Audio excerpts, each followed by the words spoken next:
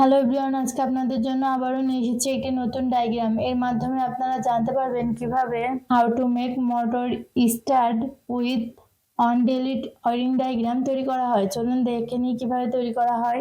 ডিপিএমসিবি 1 DPMCB double pole miniature circuit breaker, এটির মাধ্যমে negative ও পজিটিভ লাইন নিয়ন্ত্রণ করা হয়। RCCB resident current circuit breaker.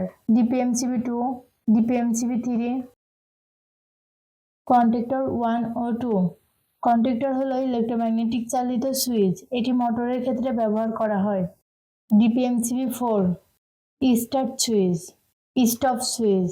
Motor 1 ও 2 বৈদ্যুতিক শক্তিকে যান্ত্রিক শক্তিতে রূপান্তরিত করাকে মোটর বলে। নেগেটিভ লাইন ডিপিএমসিবি 1 এ কানেকশন দেওয়া হলো, পজিটিভ লাইন ডিপিএমসিবি 1 এ কানেকশন দেওয়া হলো। নেগেটিভ ও পজিটিভ লাইন ডিপিএমসিবি থেকে আরসিসিবি তে কানেকশন দেওয়া হলো। আরসিসিবি থেকে নেগেটিভ ও পজিটিভ লাইন ডিপিএমসিবি 2 তে কানেকশন দেওয়া হলো।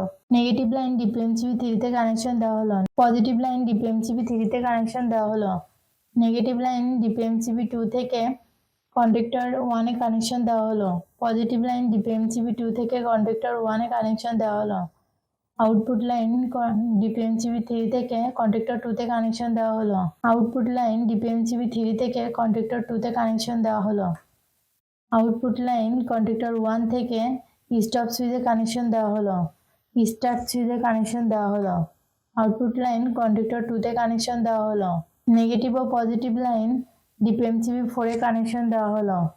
ডিপিএমসিবি 4 থেকে নেগেটিভ লাইন কন্ডাক্টর 1 ও 2 তে কানেকশন দেওয়া হলো।